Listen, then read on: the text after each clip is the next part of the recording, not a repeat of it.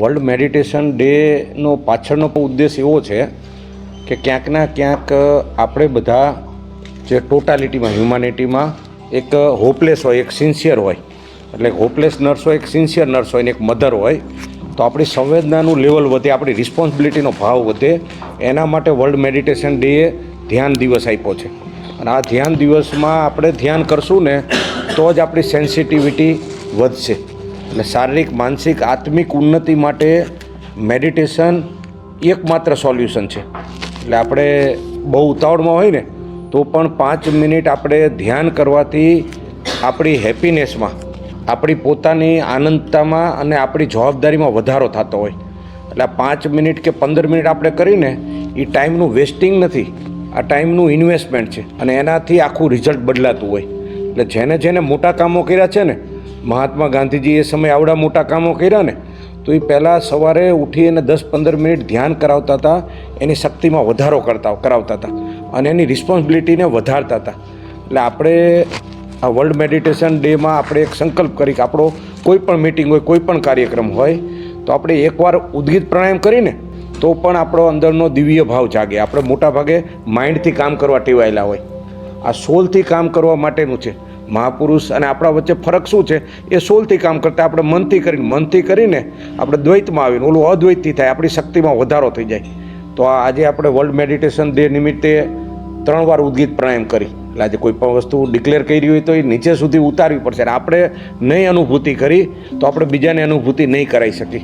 પોતાની જગ્યા ઉપર ટટ્ટાર બેસી જવાનું, ઊંડો શ્વાસ લઈને ઓમ બોલવાનું, બરાબર? આ 3 વારની અનુભૂતિ આપણે કરવાની છે. તો ઊંડો શ્વાસ લેશું. ઓ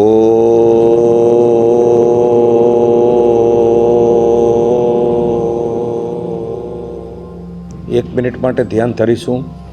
આપણે અંદરના પરમ તત્વને પૃથ્વીની પ્રદક્ષિણા કરી રહ્યા છીએ એવો ભાવ કરીશું. આપણું ધ્યાન આપણી 1 લાખ પ્રકાશ વર્ષ ગેલેક્સી છે, એમાં આપણે પ્રદક્ષિણા કરી રહ્યા છીએ એવું ધ્યાન ધરીશું.